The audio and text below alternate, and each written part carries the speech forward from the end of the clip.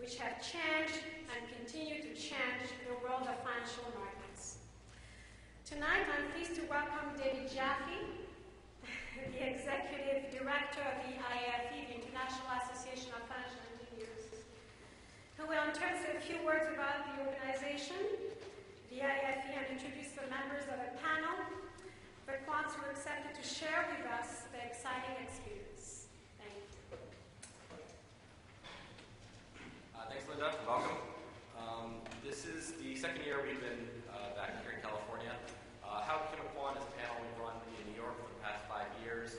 The last couple of years we've decided to expand it to other cities as students have become more interested from other places and have complained that they can't get to New York. The iafe, it's a nonprofit organization. We've been around for about 15 years now, dedicated to fostering the field of quantitative finance and financial engineering. We run events for both students such as this and also events for practitioners who are already in the field. Would like to thank Haas for hosting this, and also to Barclays Global Investors for sponsoring this. As a nonprofit, our sponsors are very helpful, and also to our panelists. Rich Lyons is going to take over from here, and I'll ask him for that in a second. Also, just to let you know, we're going to be recording this event in the very near future. We hope to start, or we will be streaming some of our events from here in New York and London for our members on the web. Just to let you know, the recording will actually only be on the panelists, so your face will not be on the actual video, so don't worry about that. With that, I will turn it over to Rich. Thanks. Thank you, David, and thanks to all of you for being here tonight. This is just a fascinating area, a fascinating topic. Most of you, I know, are here because you want to know a lot more, and these are exactly the right people to tell you about that. I think what we'll start with is just a couple of minutes from each panelist so you get a chance to hear what they do in their own words. I've got a few prepared questions. I can get it started. I want to make sure to make it as participative as we possibly can, though, so I'll probably toss it out to you. So be thinking about the sorts of questions you want answered. If you hear something from one of the panelists you don't agree with, don't hesitate to push back. That's part of why we're here. But it really is the sort of area, I hope, in the time that we have, we've got every opportunity to dig in and answer every question that you would like to see answered in terms of your own role and connection to this field. So my field is finance, international finance. I'm actually on the faculty here at the business school, the Haas School of Berkeley. And I work in currency markets most specifically. So in the MFE program, our Master's in Financial Engineering program here at Berkeley, I teach a course in currency markets. So it's a quantitative view of what currency markets look like. How do you model where some of the opportunities are in currency markets?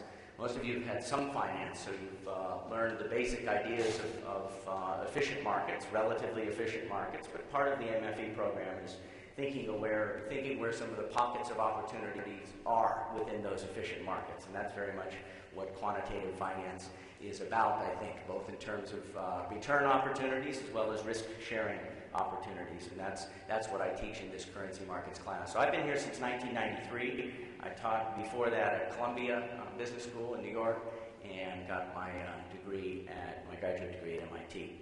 I'll turn it over. We'll just go one by one, maybe a minute or two from each, and then I'll start with some questions, please. All right. Hi, my name is Ari Moon, and I graduated from the MFE program in 2003. Before that, I got my bachelor's and master's in mechanical engineering. I currently work at Barclays Global Investors on a long-only product. I work on mostly stock selection research. Hi, my name is Domingo Chavela. I used to be an aeronautical engineer working at NASA until the early 1990s, and then I changed my career and became a financial engineer. That's what I do today. I work as an independent consultant in derivative pricing and risk management primarily. I'm very much focused in computational finance. I've been in the development of computational finance as a field from the very beginning, and I also teach at the MFE program quantitative techniques for pricing and computational finance. Hi, my name is Bob Mark. By the way, as you know, the bio's in here, so it's a little bit redundant, but I'm with a company called Black Diamond, which is in the risk management consulting area. Prior to that, I was the chief risk officer and a corporate treasurer and a member of the management committee of a Canadian bank called CIBC. Prior to that, I was a partner, what is now PricewaterhouseCoopers, responsible for their risk management practice. Prior to that, I was a combination of Manny Hanny and Chemical Bank, which now became J.P. Morgan Chase, where I was on the trading floor and got involved in the corporate treasury function, which I stayed with, which is basically money managing for the bank. And before that, I was Hong Kong Shanghai Bank, where I supported the traders, and I became a trader myself. Hi, my name is Himani Trivedi. Excuse me for my voice today. I work for Symphony Asset Management. I'm an MFE 04, graduated in 2004. At Symphony Asset Management, I support the fixed income desk on issuance of CDO products and long-short credit, convertible arbitrage and credit arbitrage strategies that we have. My background is chemical engineering undergrad and an MBA in finance from India. Thanks very much. Why don't I start with the overarching question? Most of you do have some finance background, but what is a quant? How do you know if you are a quant? How do those lines get drawn? Can anybody help us with that very basic question? Maybe I'll start because I worked my way up as a quant supporting the trading room. And the way I think about a quant, I think of them in multiple dimensions if I can. One is clearly you have to have the analytical skills. That's basic. But I think a true quant has an understanding of the markets they support and the business they support. I don't think you could be a good quant unless you understand the business that you're supporting. And I think that a true quant also has to have a passion for what they do. It can't be something that you go at half-heartedly, and it has to be something where you have a love for learning. I might also add that there's nothing wrong with becoming a quant as a path to having a lucrative career in the financial market. So it's a short version of how I think about being a quant. Thanks. Anybody else want to have a try? I'd say for me, quant can be in two aspects. One is, as Bob said, just to know the business and be able to apply your knowledge to generate returns. The other part of quant is the actual research. I think that's a very important aspect. I have seen two parts in my short career that some people who graduate from computational finance programs go into real quantitative research. That I actually call quants. And the others who use their financial engineering skills, apply their financial engineering skills, to me are more of financial engineers. Interesting. Thank you for that. Well, how about, the organizational question that you mentioned, are the jobs that quants get out there, are they typically labeled as quant jobs, or do you think that these quants are being mixed with people in other groups? I mean, how does that look and feel when you join and take a quant job at a firm like one of your own? All right, could you talk about that at BGI? Yes. Actually, at BGI, I know from like the old MFE graduates who joined BGI that they're all over the place. They're traders. They do empirical research in equities and fixed income. They also end up in our knowledge management group. They're just all over the place. You don't just. I don't think there's just one job that a quant goes into. Great, thanks. Anybody else want to comment on that? Thanks. I think what you gradually see more and more is that the distinction between the various categories of quantitative work becomes more and more diffuse. And these days, traders are among the best educated people in the institution. It's very common to have traders who have doctorates in finance or physics or something like that. So very highly educated quants. Very rarely you see, as time goes by, a compartmentalization of the quant work the way it perhaps used to be before. So it's a dynamic sort of situation where you evolve in one direction or the other, and most people do have the desire to to have this flexibility in evolution, like perhaps becoming a trader, is viewed as a very exciting thing. Very helpful. All right, please, Bob. Yeah. Yeah, just one observation. If you go back 10, 15 years ago and you take a look at the skill sets of somebody who's in senior management and you try to understand the degree to which they understand quantitative mathematics, clearly today you have a lot more people that understand it. So I don't say it's becoming a prerequisite. Nice. But I think that if you're not conversant with the quantitative language, you're going to have a degree of difficulty communicating at the appropriate levels. And it's just a point of observation that you should think about. That's a very important element when thinking about a quant job as your next job as opposed to your last job. Yeah. Increasingly, people that are running these organizations need these skills, at least deep enough to understand what it is they're seeing and managing. I think that's a very important point.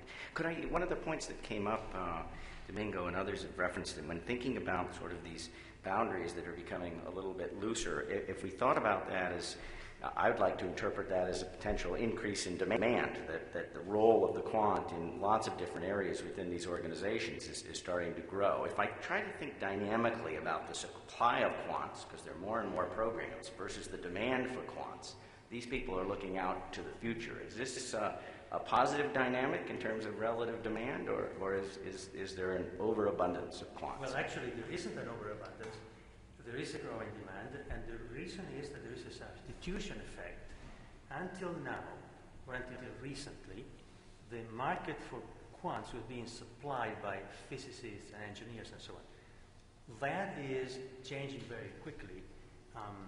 Now companies do expect that you already have the, what is it called, the paradigm to think properly about finance, and they give preference to people who come out of degrees such as the one here in some other places.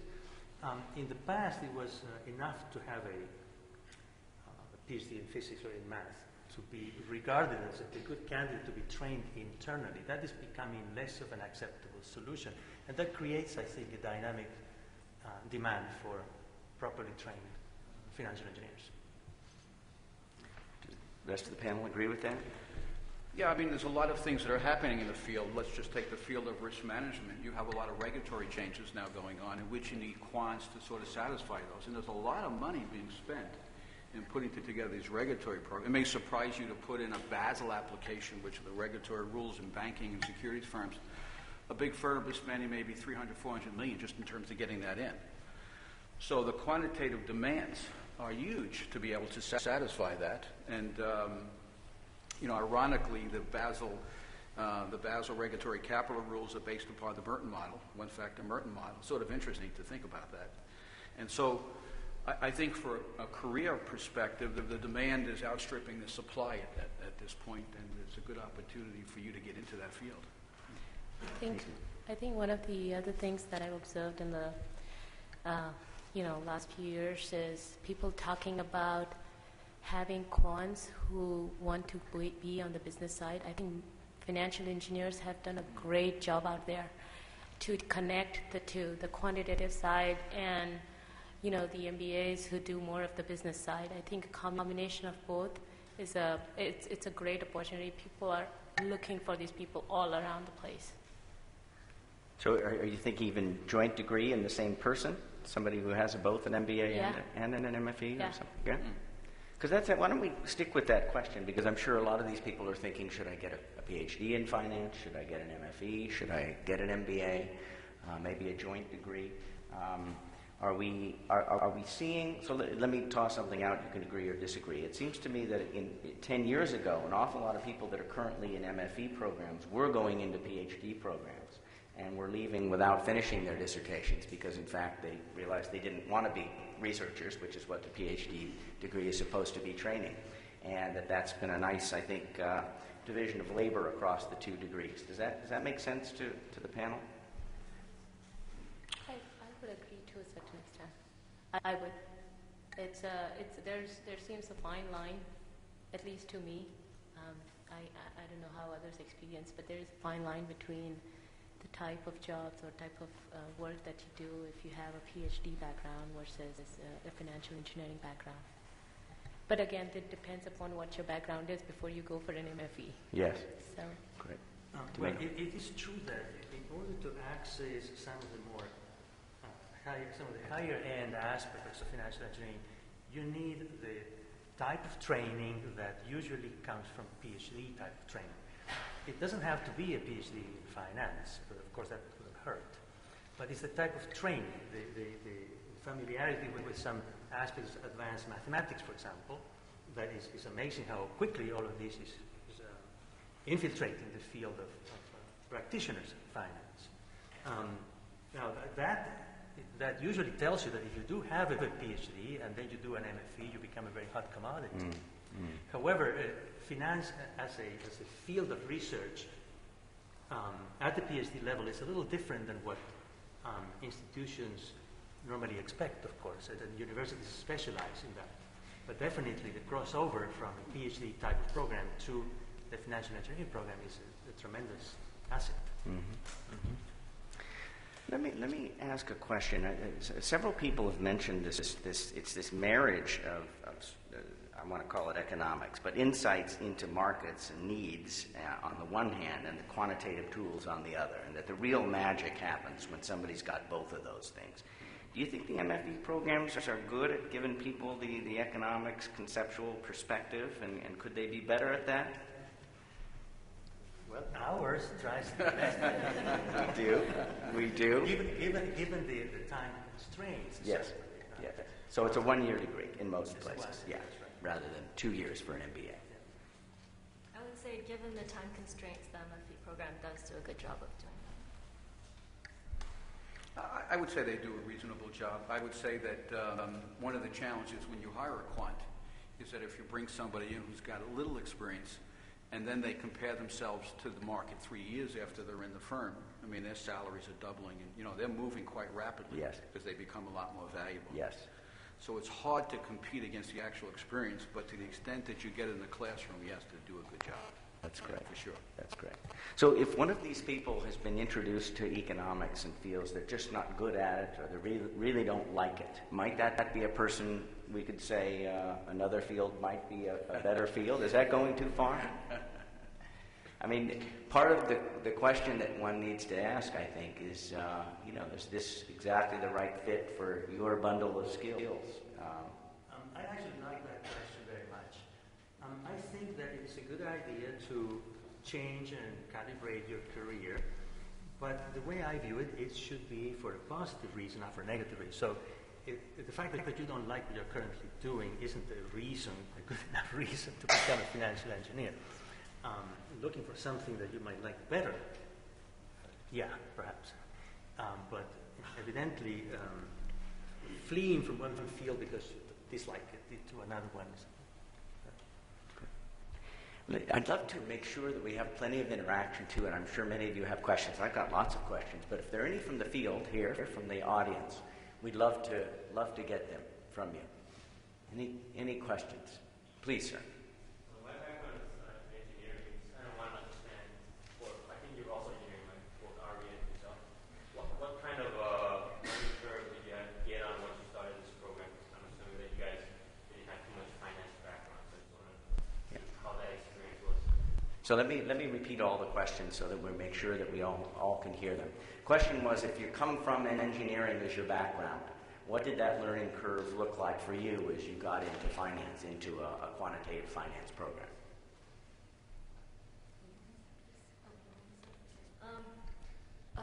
Well, when I was in my graduate program in mechanical engineering, I took courses in industrial engineering and operations research, and I took accounting classes even before I heard about the MFE program. And I always had an interest in finance, but I was working for a .com when I found out about the MFE program, and I thought that I would go into finance by, working on analytics or the technology department of an investment management company. But with the MFE program, I was able to actually go directly in and do research.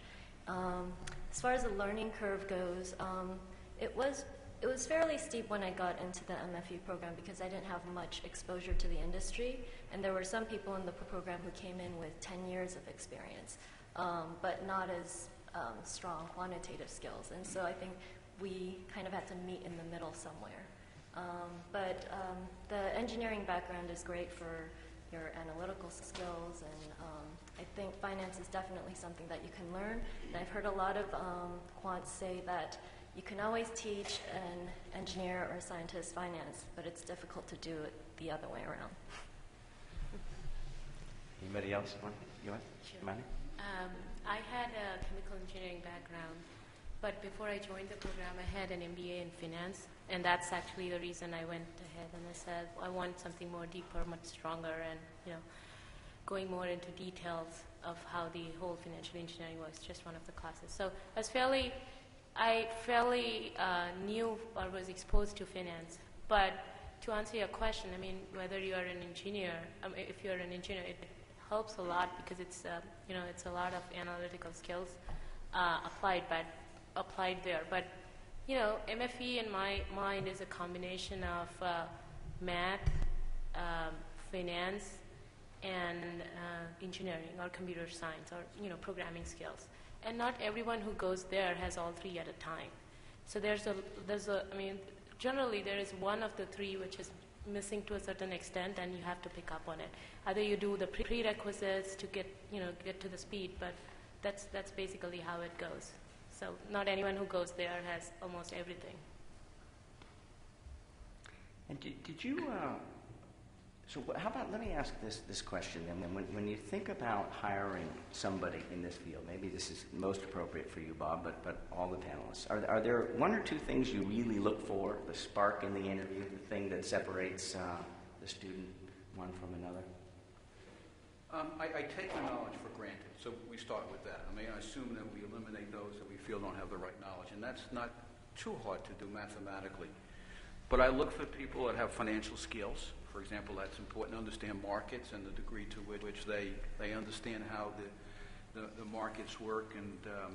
But I also look for a spark, which you say, somebody who's passionate about learning, somebody who is willing to move in different directions as they learn. For example, when I was at CIBC, we started from scratch. We hired about 50 PhDs, took maybe 15 out of the university professors, and a lot of PhD students.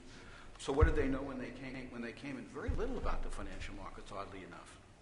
But over a couple of years, they really learned and they enjoyed learning. And we mixed it up in such a way 5% of the time, 10% of the time was on research. So we made it enjoyable. So do you like research? And looking for people that I guess were triathletes, knew markets, knew mathematics, and were good communicators. I thought that was particularly important as well. What sorts of maybe any of you could answer this question, but can you think of, for example, let's make it very tangible, an interview question that you might ask a quantitative finance person that you would consider particularly revealing, or if you remember questions that were thrown at you, because that often gives you a very tangible sense for what the market is looking for. Anybody have a memory on that? You blocked it out, perhaps. But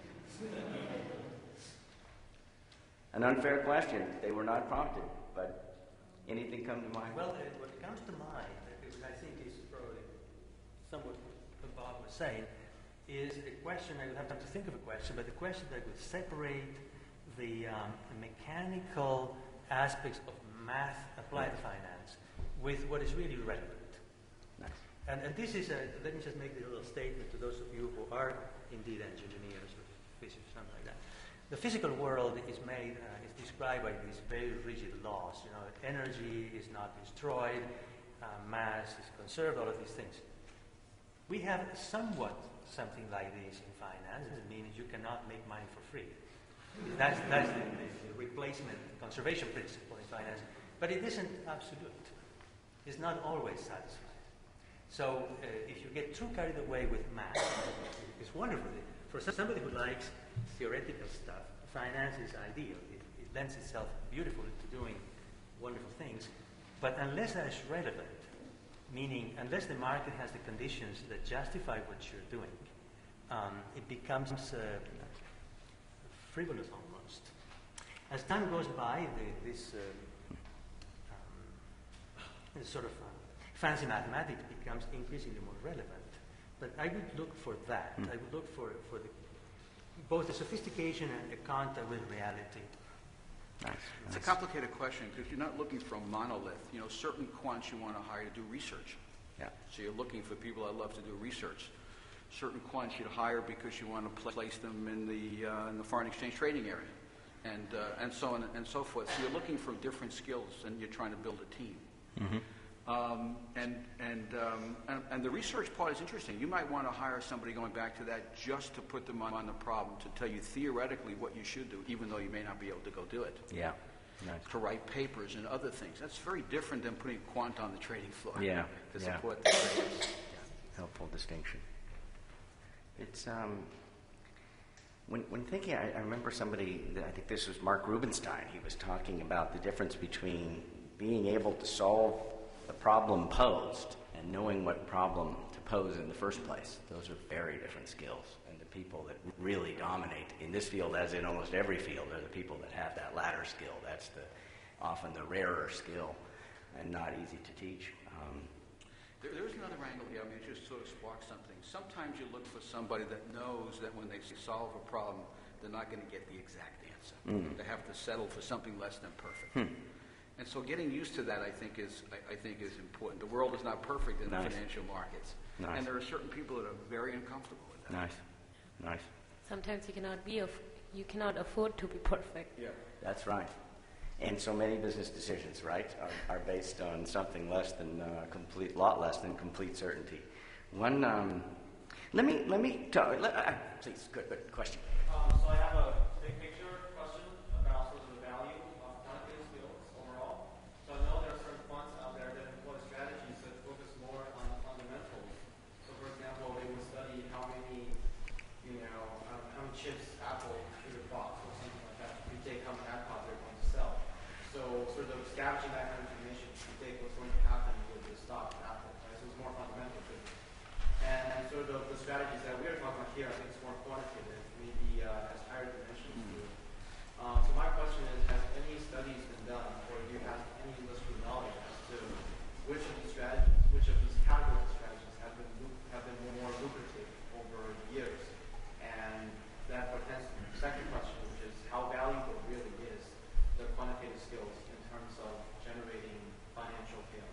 Great. So let me repeat the question so we do have it on record.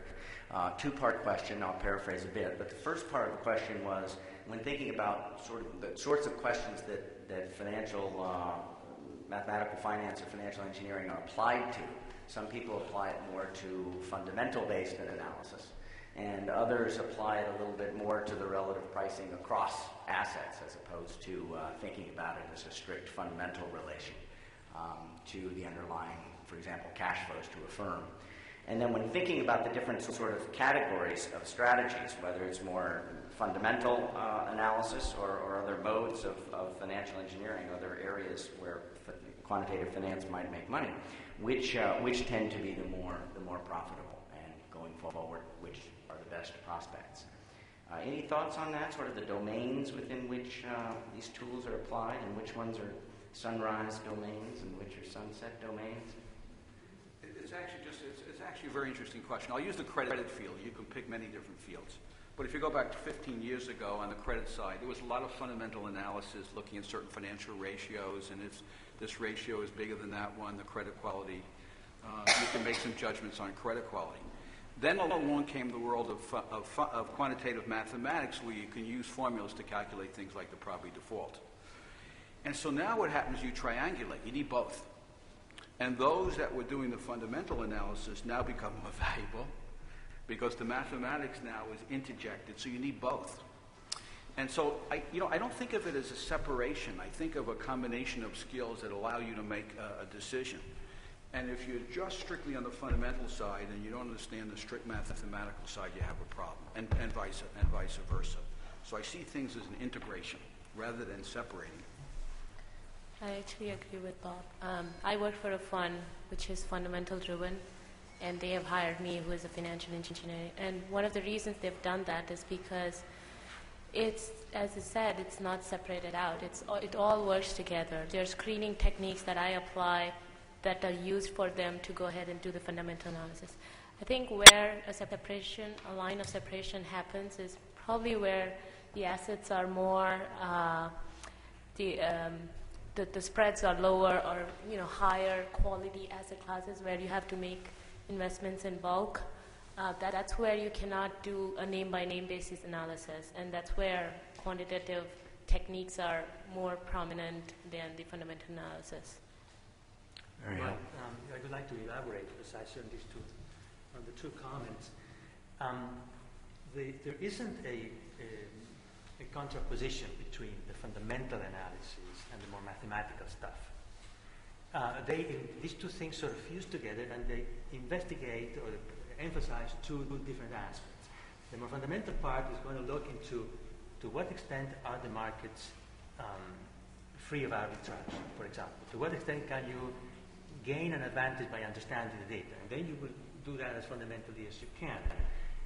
On the other hand, assuming that markets are functioning very efficiently, and you would like to take the risk that the market gives you, that is available, and then partition it and allocate it in fancy ways by gaining exposure in these and so on, then you would exploit the fancy math to accomplish that.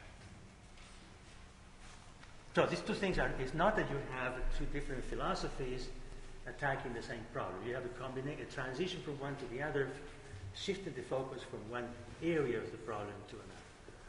I also agree with that, with all the comments that were made by the panel. And in the products that I've worked on and the products that I know some of my colleagues are working on, there's definitely, we call them signals. We definitely use fundamental signals as well as more technical signals.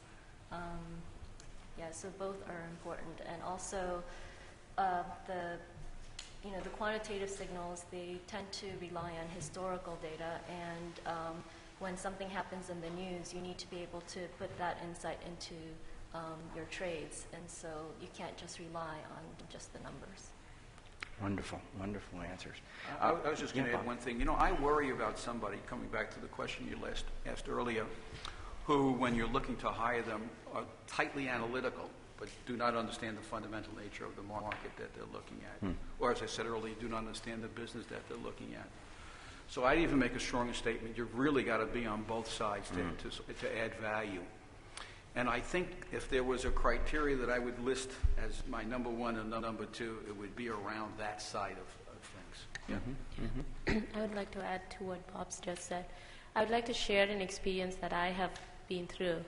I started at Symphony, and I was working on a model, right out of school. Basics were great. I started working on the model, and I did not really understand the asset class as much, and I thought I did because, you can read books, you can understand the asset class, and I started implementing it. At some point, I realized that this is probably not, I need to know more what's going on actually in the market. What are the drivers? And I started sitting on the desk, the trading desk, and I said, I'm going to sit here from now. And I made changes to my model after a period of time, and the results are significantly different from what I had in the beginning. So I think a combination works great. It's very important to know the actual, what are the actual drivers, and understand the asset class, how people look at it, what are, sometimes it's even the market perception, which is not even taken into consideration by the model. Wonderful example. I think that whole spectrum from the abstraction, which you have to have skills, and sitting next to somebody and saying, what are your needs, and understanding exactly what they are, watching a trader trade, that's obviously a lot of breadth intellectually that has to get spanned there, but the spanning is so crucial. Let me toss out one other quick question. We'll take another from the floor. One more, if I may. I think you'll argue against me, but let me toss this out. Financial markets are supposed to be very, very efficient, and as we train more and more people with these skill sets, are they wringing out more and more of the opportunities? So we're sort of inexorably moving quantitative finance to a place where there are fewer and fewer opportunities, fewer and fewer returns, more and more efficient markets, sort of a doomsday scenario.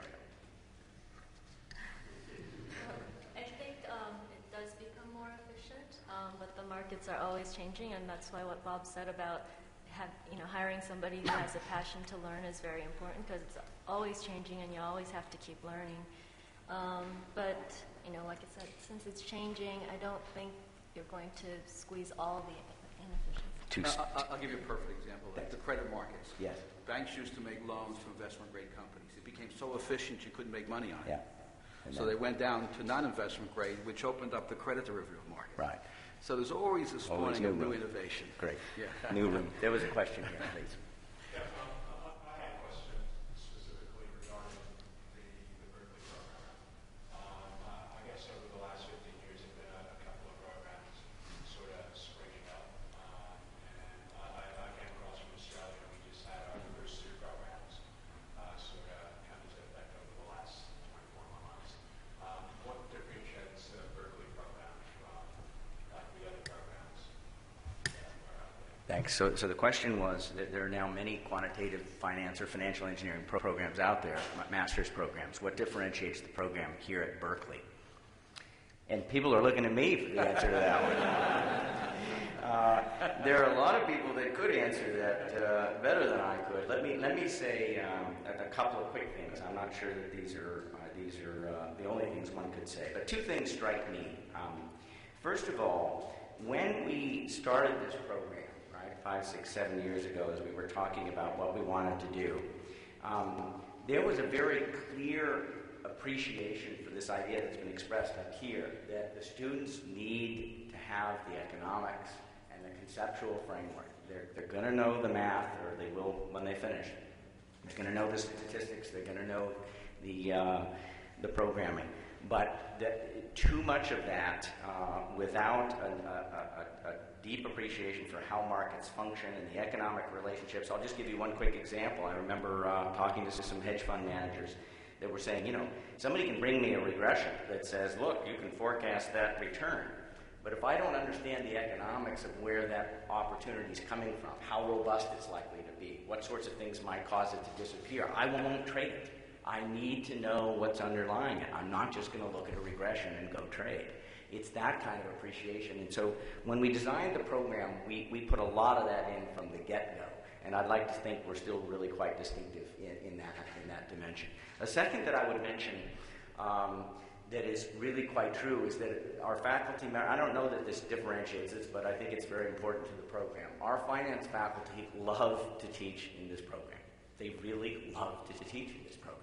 Part of why they set it up, and it was really, from the sweat of the brow of the finance faculty and Linda Kreitzman and other people, but it really was it was a labor of love. And when they teach in this program, because the students can really take all of it, they're really sometimes in the MBA programs you're teaching something that you can't quite go all the way, and the faculty can go all the way, and they just love it. So those are two important differentiators of our program, I think. But you two students and Domingo teaches, I don't know if there's anything you'd like to add. I think that's a big deal. I mean, I did my doctoral dissertation with a guy named Ed Thorpe who was in the financial markets. And that's what he was. And that kind of got me excited about the financial markets. So it's a combination of somebody who appreciated research, was in the financial markets. I knew it, and it helped me think a little bit better about what I was doing. And that's a particularly important point. Well, when I first learned about the program, I know there were a lot of applied math or financial math programs out there, but this was one of the few which was within the business school, and it was business professors who were teaching the courses. So I think that's one distinction from a lot of quantitative finance courses programs. Yeah, and that also helps with the career services, I guess. That's a very important part of going to the program, right? It has excellent career services. Day in and day out, people work out there trying to place students at the right kind of positions that they would like to be in. And the counseling is great. I think that is a great differentiating point. I have a lot of colleagues and friends who are coming from different programs, and that has been, as she said, the business school and the career services are great distinguishers, also over and above the faculties. And a quick question, related question.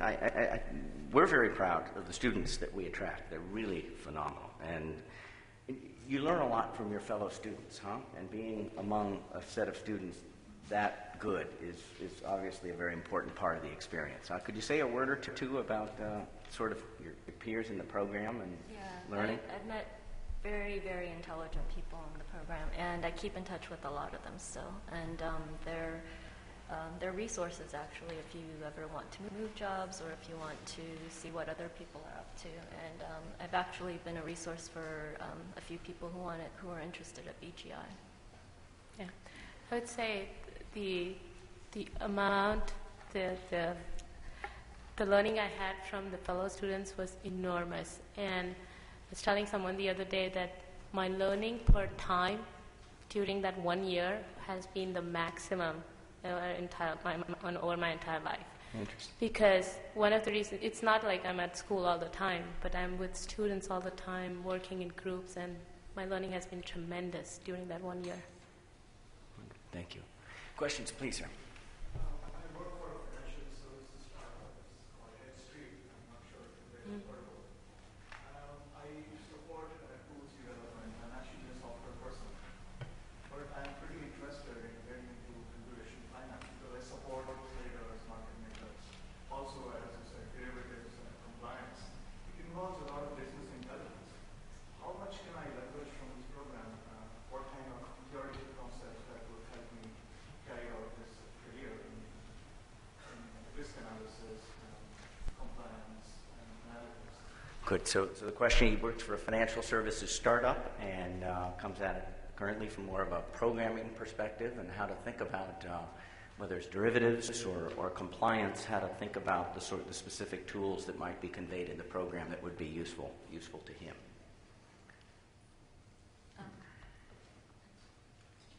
I was just going to say, Philip Jorian, he teaches the risk management course in the program, and he's very good. The course was very good.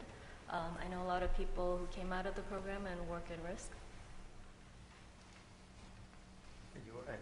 The program will teach you the underpinnings of the stuff that you need. That's what it's going to do. And it will also, as it teaches you that, instill your mental paradigm to think financially about things. So obviously, it will be very beneficial in that regard. Because the program will give you a very broad understanding of different things that you just mentioned. And then it'll be up to you to kind of go deeper into it and specialize in some of the things that you want. I want to work more on the business side because I've been dealing with a lot of foreigners. But I don't understand the basics, some of the basics of these pricing theories. I've always given a formula and I implement a software solution for Right. that. But I'm more interested to know how did you come up with a formula so that I can deal with this. Well, that's precisely what you would learn. Yeah. Why does that formula apply? What is the foundations of it? Why is it that it works? Right.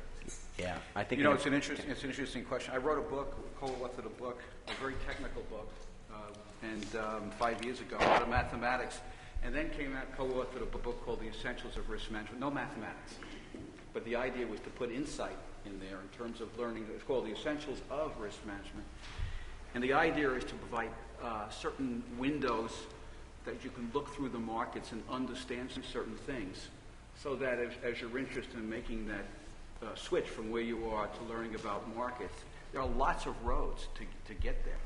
And I think a program like this is a terrific way for you to go down the path to get to where you want to go. And I think people develop very deep intuitions. They'll see an equation, and part of what you'll get at the end is you'll look at an equation like that and you'll say, suppose not, and your mind will immediately see the trading opportunities that might result if it weren't true. And that's often the best way to understand where these kinds of relationships come from. Most of them are, in the end, motivated by trading strategies.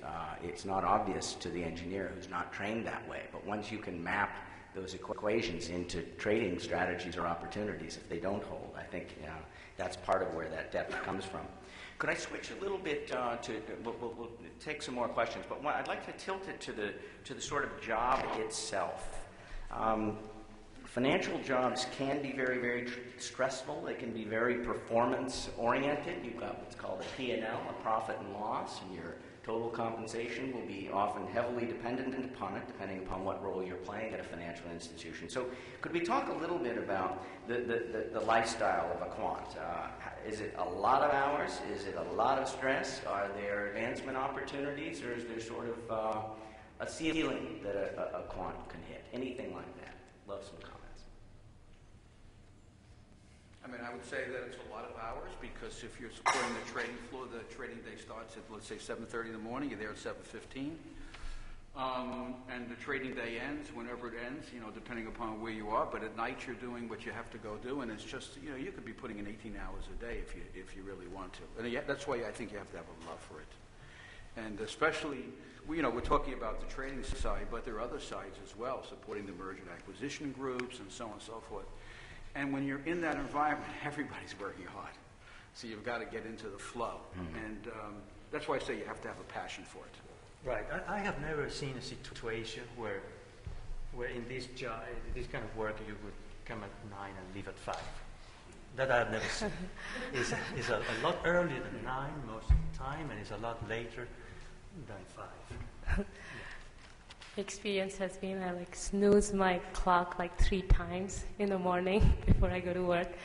I reach work at 5:45, and the day is as long as 6 every evening. So it's a long hours, but I don't even realize that it's already 5 sometimes. It's amazing how I can be there and just enjoy what I do. So I think the equity group at BGI is quite different.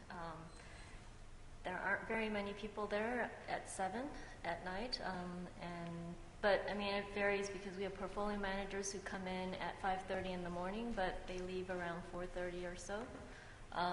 The researchers tend to come in 8, maybe 8:30 and leave around 6:30 or 7. So I think at BGI there's a fairly good work-life balance. So I don't find that the hours are all that crazy. Not more than 12 hours. Usually not more than 12 hours, unless you have a specific project to. And very happy people. Let's more questions from the floor. I want to make sure to get some hand in the back, very far, blue shirt, sir. Hi. The question I had was, the history of hedge funds kind of is littered with companies like Long-Term Capital or Amway that had models that were very successful for a number of years that failed spectacularly all of a sudden. And my question to you guys is, do you think that that's a problem with their specific investment strategies, or do you think that's a problem with the lines of quantitative models in general? Great. So the question was hedge funds like LTCM and others that get into trouble, have gotten into trouble. Why do they get into trouble? Are they just applying the wrong models, or is the whole toolkit in some ways deficient? How do we think about these spectacular failures that have been out there? I think that when you forget the fundamentals and you begin violating the things that you are teaching others you shouldn't violate, is when you may eventually get into trouble. The idea behind the hedge fund or a fancy investment strategy is to unlock opportunities that may exist in there. And you've got to do that judiciously. Be sure that indeed these are opportunities you are unlocking and not that you're trading the returns for additional risk. Yeah, it's a good question. Markets move violently. And if you're not prepared for that, then you're going to get yourself in a great deal of difficulty. In both of those cases, there was a significant movement in the markets. And you have to, and the mathematical models are not going to generally work to handle those significant moves. So you have to do other things like stress testing the environment and do other kinds of corporate governance things that work. And so, there is each story is complex. But I would say you can fall in love with the mathematical models for sure. It's just the market is not going to accept that. And I think good corporate governance, good risk management puts an umbrella over what you do and is consistently skeptical about the ability to be able to consistently perform. Yeah, I think the LTCM and others, it's obviously a fascinating set of events, and everybody's got their own view. But one of the things, one of our former Berkeley colleagues came back and gave a talk on LTCM, and he was saying, you know, this was an event that was a many sigma, many standard deviation event. It sort of shouldn't have happened. One of the interesting things, the way he described it, I'm not sure he used these terms, but he was saying, you know, you can think of an equation describing a stable structure, but the system at that time actually got to a place where there was so much, we use the term endogenous, there was so much in the system feedback coming from these very large positions that became known to the market, that feedback almost changed the structure of the environment. It brought the system to a place that was very hard to forecast ex ante. So if you had sort of a Newtonian physical view of the world, it was as though it felt like the rules of physics were changing a little bit. It was obviously a very painful lesson, but you do get into trouble when you rely heavily on structures that have seemed stable for a long time. Markets have a way of adapting and evolving in ways that can surprise you. That's part of the wisdom of being very, very good at this field, is understanding just how much it can change. Some more questions. Some new people in the green there, second row.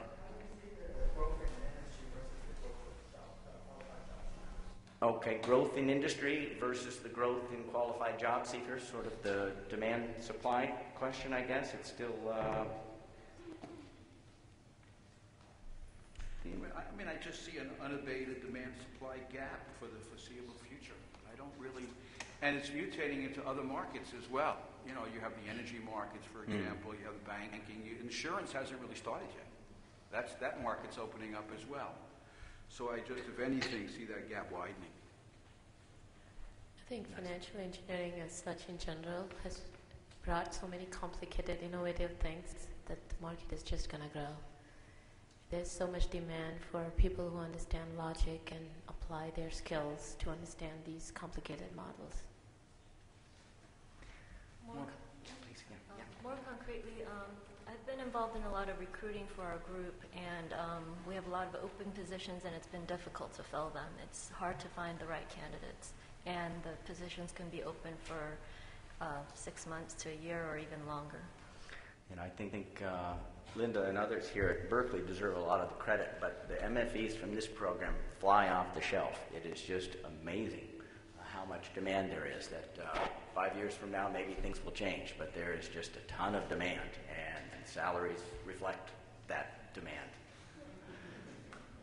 Please.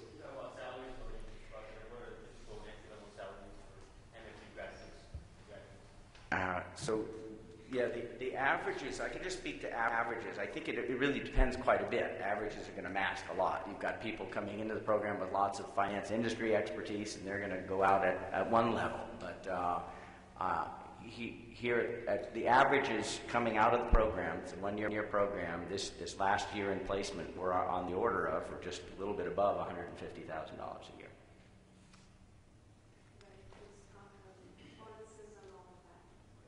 Bonuses, the bonus in and compensation first year, yeah. But that's, please. Yes. So my understanding of hedge fund works in terms of compensation, right? So there are the traders. Yes. There's quant, I think one of you guys mentioned the word support. So sort of the pipeline works as follows. The quant will come with the models, they support the traders, and the traders will actually put in the trade and generate the revenue for loss, right?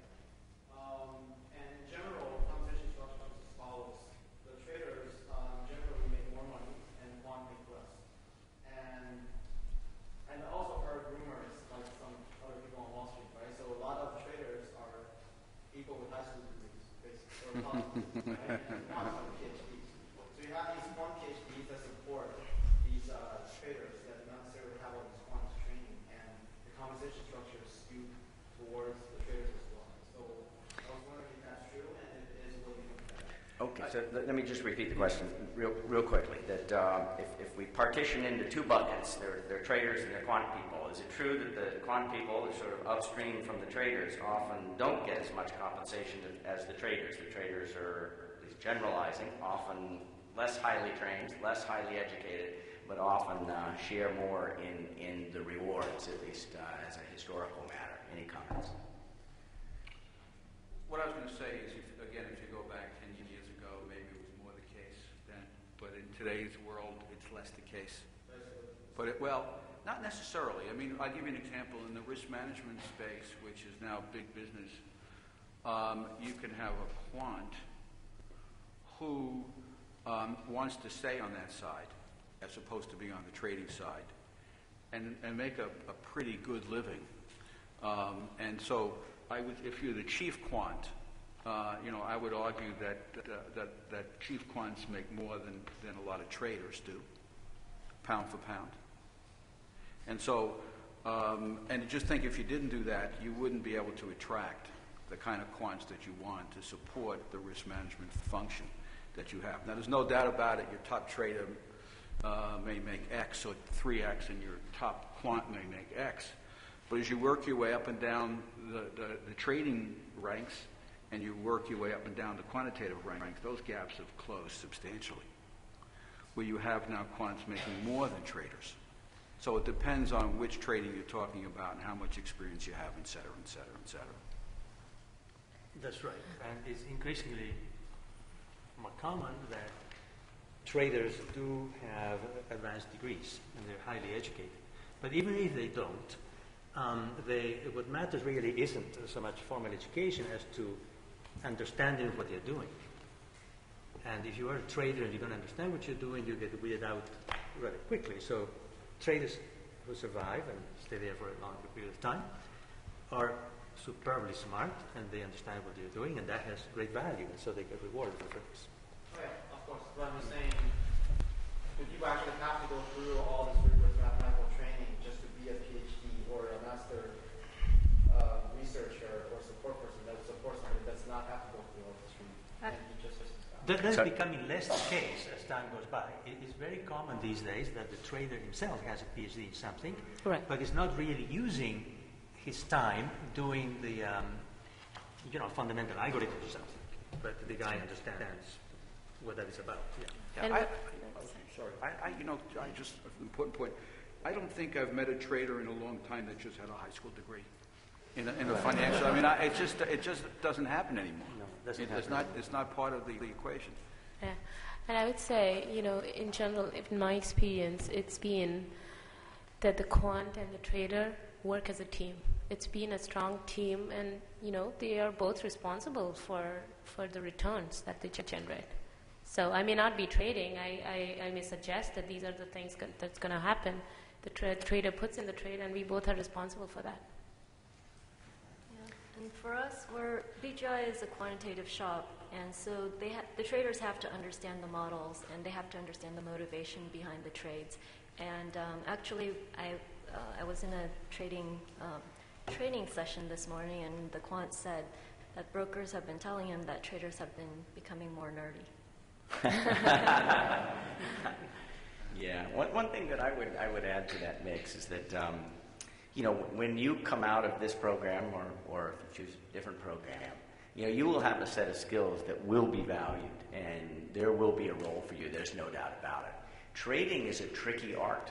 The people that are good at trading are special people, and if you say, I can leave my high school degree or undergraduate degree and go trade, that's a real crapshoot, because you may be very smart, but odds are you don't have what it takes in that field, and it's very hard to know exactly what it takes in that field. So that's a high-risk proposition. I think getting the skills that will be valued in a program like this is actually a much smarter investment, even though it will cost a little bit more of your time. More questions? You, sir. This is sort of follows on from that question. What is the appeal of trading? In that, I would guess if you actually don't have rigorous training in mathematics and finance, I would say the quantitative side is being mostly roles, but there seems to be a constant shift towards trading by higher level people. What's the appeal of trading to somebody with that quantitative background? The question is, what is the appeal of trading per se, even to people with highly quantitative backgrounds? I think you have to love markets when you're trading. I mean, you breathe, sleep it, think about it, and I think that's quite interesting. And if you put a mathematical umbrella around it, it's It's quite a nice thing to be able to go do. So if you come at it from a trading point of view, and you like to make money trading markets as opposed to just making money, there's something exciting about it. Yep. And there are lots of examples of people that have done quite well without the PhD, but I can say that they really had a deep fundamental understanding of the markets and how the mathematics apply to it. That's fun. I think one other thing that you need in trading, especially if you go on the fixed income side, is just the analytical skill, the mathematical skill, to on the spot make a decision whether this is a cheap relative value, rich relative value. Do you want to buy? You cannot wait for the market. You have to make an instantaneous decision. And people with analytical background, very strong mathematical skills, and financial engineering kind of background are very well suited for those kinds of decision making on the spot. Good examples. Sir, you had a question in the blue. It's completely unrelated to the expression, but I was just curious. You said that you like being quant and financial engineer. So I was just wondering if you could give an example of what quant might do every day and what financial engineering might do. Sorry, so just to repeat the question, used the distinction before between a quant and a financial engineer. Could we have an example just to clarify exactly what the distinction is? Well, And also, what quants do in their everyday life? right. Well, there's no such defined definition. This was more from my perspective, and that's how I look at things. Financial engineer is more about applying some of the skills, some of the quantitative skills which are generated by a quant.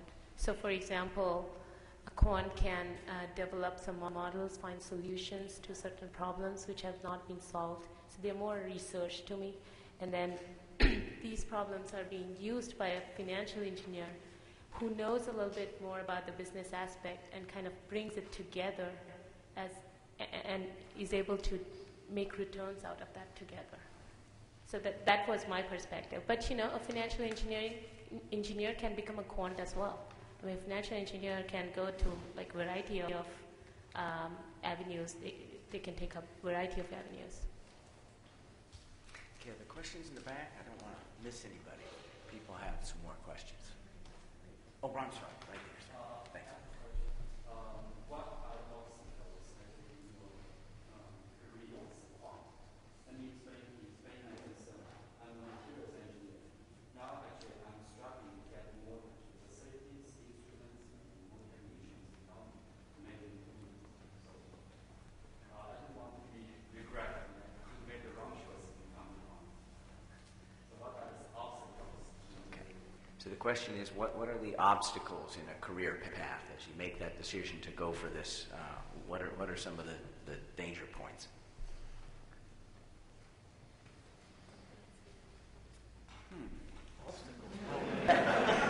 None yet. Can I get just a clarification on the question? Is the question as you're making your way through trying to become a quant and then you become a quant, what are the obstacles to proceed in your career? To be more successful in that actual area. So you're out of school and then you're moving through your career. How do you move through the career? Yes, Is that as a quant. okay? Sure. Okay. I just want to answer. I've seen quants. One obstacle is you have to be comfortable, and maybe you call this an obstacle. Going out on the trading floor and being comfortable with the environment. If the words and language throw you, and you can't deal with that, then you may not belong there. If you know what I mean. It's hard because the language is so differently. If you're just purely in love with the mathematics and not the financial markets, you're going to have obstacles in terms of progressing. And I think that's a constant. I was a quant supporting an options trading area for Hong Kong Shanghai Bank. The entire options desk left one day. And I said, go trade options. I had no idea what I was doing, but I knew the mathematics. It took a little while for me to understand how you actually do it, but I enjoyed it. But if you're gun shy about that, then, that's an obstacle. Yep, that's an obstacle. Yeah, I think one of the other things that I always keep telling people is when you go out there and you talk to people, never ever use the quant language. You have to talk in business. You have to talk in English. That's a very important thing out there. I think the emphasis now and earlier on communication skills, it really is fundamental as you move into these roles, because a lot of people in a lot of these institutions get pushed up in the organization because they're top performers, and not necessarily because they're great managers or communicators. A lot of these firms actually do have people that they want to be near the top of the organizations, but their success was not about communication and management. It was about performing financially. It's a real challenge for a lot of these companies. Go with your question. You've asked a couple places. All right, so I have one last question. The word passion in finance, or Passion. a lot of times the word passion. So I like to compare the hedge fund industry with a few other industries to think about the word passion, right? So I think, for example, let's say maybe we work at a startup or work at, let's say, Google, right? So there's a romanticized notion of what Google does. They index your world information. You know, my grandmother can find anything they want and all that stuff, right? So there's this romanticized version of that, notion of that. In terms of mathematics, I have a lot of interest in mathematics because it's just sheer beauty, right? So in terms of finance, how does one become passionate about finance? And is there a sort of romanticized notion of what you do on a day-to-day basis? And yes. So the question is about a term that's been used, passion for financial engineering or quantitative finance. Or where does it come from? Is this notion of financial engineering become romanticized? Is the passion really there? Where does it come from? How do we think about that?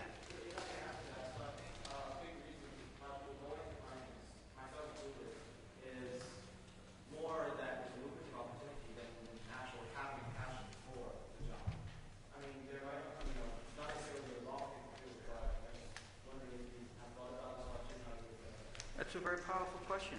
It's a great question because we were talking about salaries before. I mean, in the risk field, the chief risk officer, if I can, makes somewhere between $3 and $5 million.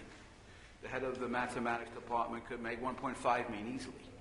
You know, so you're talking about serious money here, right? And so it's highly lucrative in that sense. But at some point, your economic demands are satisfied, let's say, and you have to have a passion for what you do. You want to really enjoy it every day, and that's where I come back to. If you don't enjoy it, I've seen people.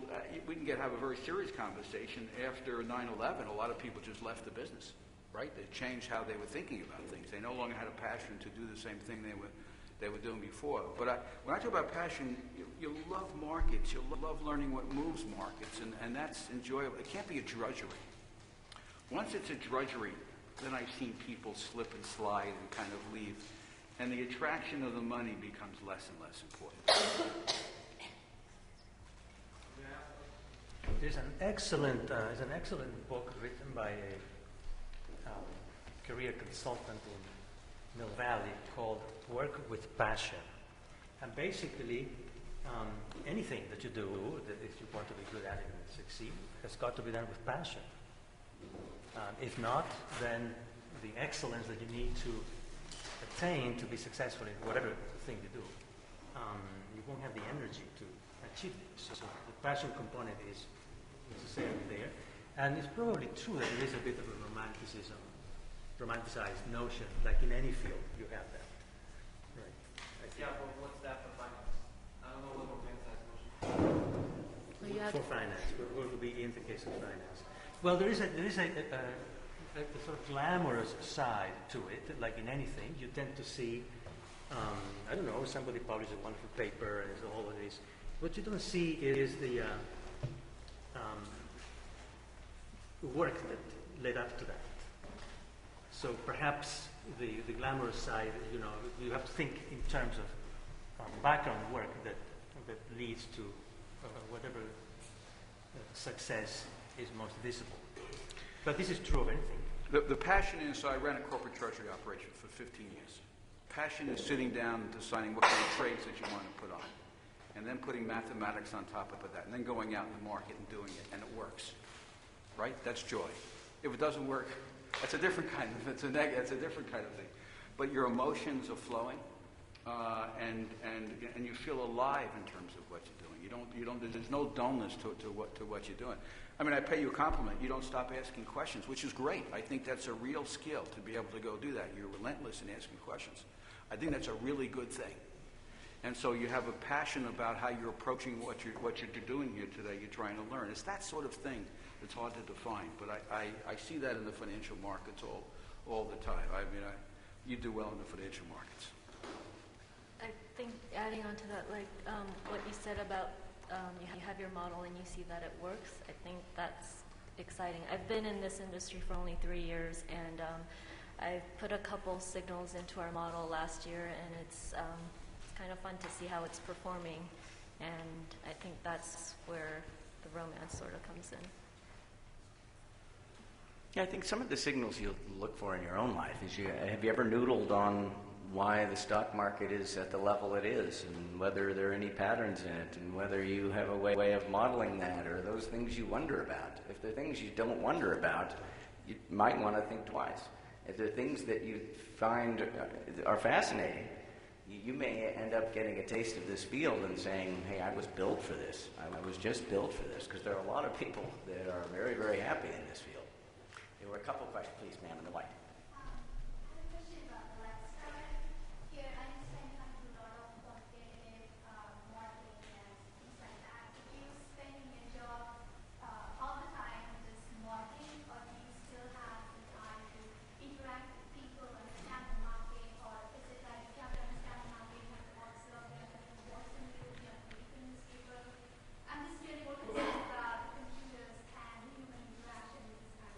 Gotcha. So the question is sort of that balance between human interaction, interacting with your peers and colleagues, and at your desk programming and grinding on your own. Sort of what does that balance look like? Do you have to stay up on current events and newspapers, or is it really a more solitary kind of a role? You know, it's again an interesting question. I think you have to interact. During the day, interact, right? That's what you do, 7:30 to whatever it is, 5, 6. And at night, you sort of sit down and you kind of think. You think. That's where your 18 hours a day comes from. It's very collaborative, and like even though I was mostly in the research role, you have to explain some of the signals and the rationale behind the signals to the portfolio managers and to the strategists who go face the clients, and there is actually quite a bit of interaction, sometimes a little too much interaction if you're working on a particular project that you're interested in finishing. That point about clients is, you know, if you're in the investment management side of things, right, you do, if you want assets under management, you better be very clear about what it is you're doing. Not so clear that people can replicate, but you really do need to convince people you've got an idea, that it's durable, that you know how to take advantage of it. Any hands back here, please, ma'am? Yeah, I have a question about the continuing of the passion for finance. A lot of you seem to have done allocated for entering this kind of work, and also other people that go to this in financial engineering or whatever. For example, Mr. Favela, you said you worked at NASA before, coming out of the finance side of things. What was the main culprit that actually made a lot of you, for example, you go into change career path into finance? Great. That's a fantastic So question. can I repeat the question just quickly? So the question sort of the trigger, many of us have done things other than finance earlier on in our careers. What was the trigger point in our transition, and how do we think about that in our lives? Yeah, well, I like that question very much. In my particular case, it was that I felt that it was a good idea to do something different, primarily, and that the aerospace business in the early 1990s, late 1980s was taking a dive. But then I realized that it is a good idea to make a career change, even if things are sailing along, because it is exciting, and because if you are in the same field for a very long time, especially engineering, you sort of become stale. I mean, you begin acquiring, you begin getting a view of the world that is self-consistent with that sort of profession. And it's a nice thing to sort of extricate yourself from there. You end up viewing the world differently. You get to use much, not a whole lot, not everything that you had in your previous training in the new field. Right? I retrained myself. I came to Berkeley and did an MBA in finance to accomplish this transformation. But there, I suddenly, after many years of working at NASA, where there is the understanding that everybody's very smart and all of this, and then I saw that people from different extractions, say attorneys or accountants, were equally smart, but they viewed the world in a different way. So I personally acquired a different way of thinking. I keep the other one as a sort of supplement, so the two interact. And I find it to be a very enriching experience. It's something that I would recommend to anyone to consider a career change, even if you're happy with your current situation. Other comments on this? I just want to cross a comment, Rich, if I can, about the passion and come about. You know, I would think it's maybe coming to the question: if you're a quant, no matter what you do, you have to market yourself in this business. I think that's very important. Don't be limited by what you know. And so, the ability to be able to find your way through a system is quite often complex. Nobody's going to help you market yourself in a large organization. You have to be able to do it here. I mean, for example, when Linda calls, she's passionate about what she does. What's different about university? Yeah, she's got a very good reputation on Wall Street. She calls people, listen, because she's passionate about placing people. I mean, as we're here, I think that's a big differentiator as far as I'm concerned. So she markets well, but you have to market yourself in a way and find your that love that sits inside of you, and hopefully this is a field that you will love, but you're not going to get there by being passive about it. Yeah. That's a great point. I will add to that point about Linda. When I did do some administrative work in the dean's office last year, and every time I got to go to New York, I got to talk to all the top recruiting managers because Linda had such a good relationship with them. It was very helpful to me. Please. Actually, I have two questions just about those with one thing.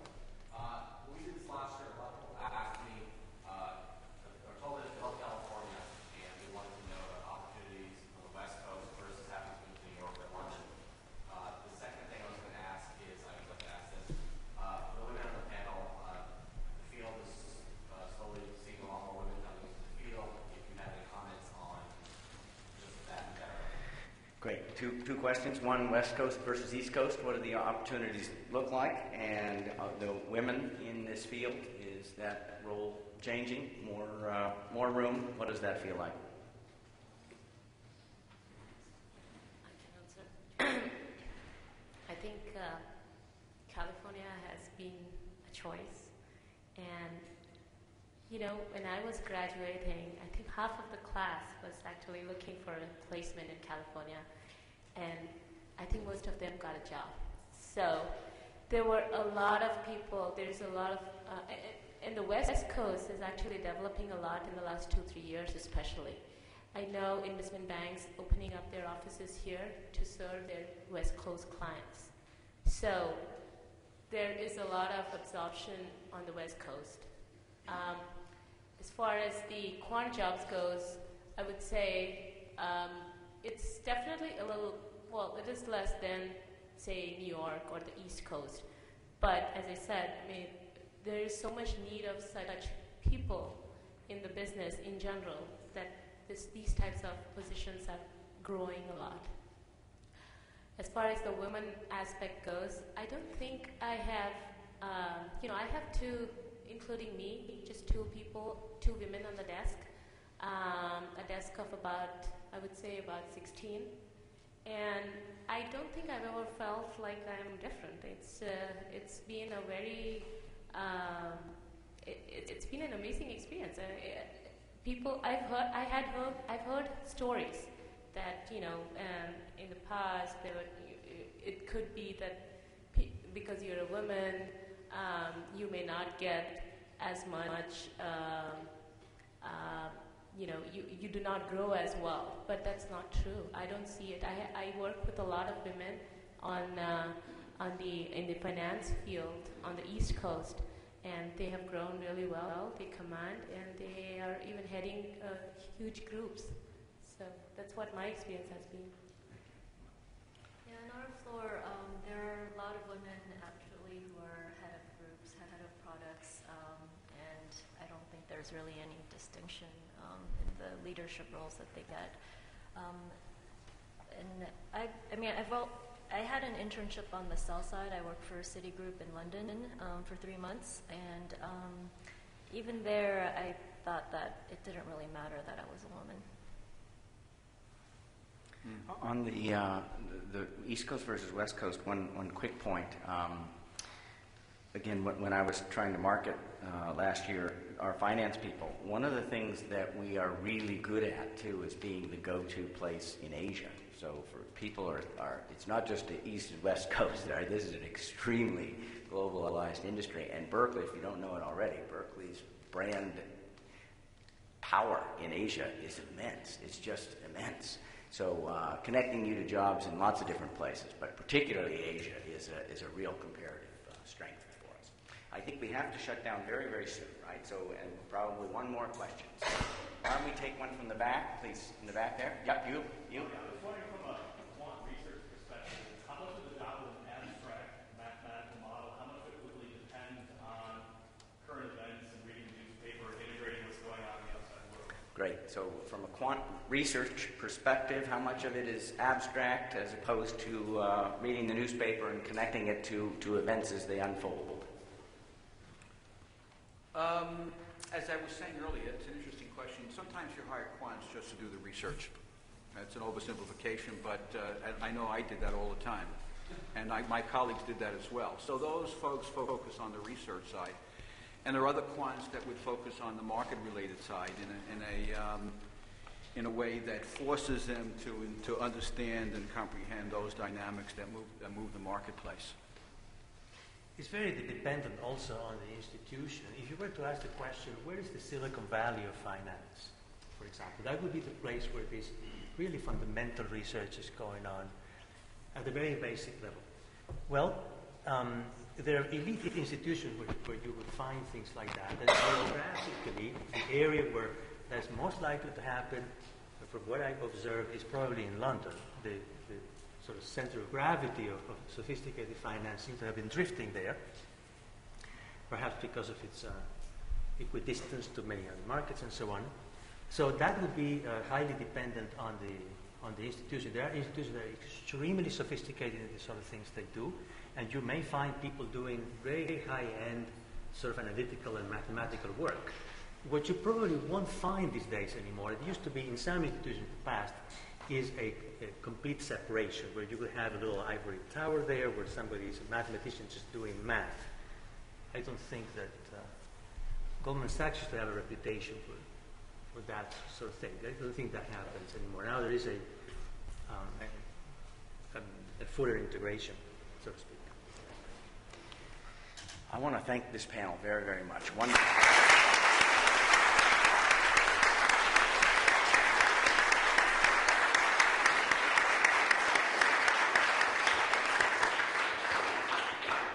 In turn, I want to thank our moderator for leading the panel. It's never an easy job. Also, I want to point out Barclays Global Investors are a sponsor. There's actually a representative over there. She wants to wave. So if you want a job, no, I'm kidding. But she's handing that now. But if you want to talk to her as well as Ari, talk about it here at Barclays. Thanks again to Linda Kreisman for helping me set this up and for Haas hosting this.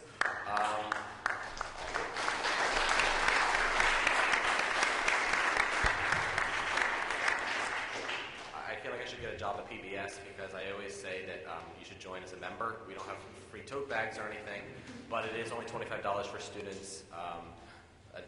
Really just look at the iafe website, find out about our programs. As I said, the real exciting thing we're doing now is in the next 6 months, a lot of the events which happen in New York will start getting recorded, put on the web for members only. So it's really a good way of finding out what's going on in the field.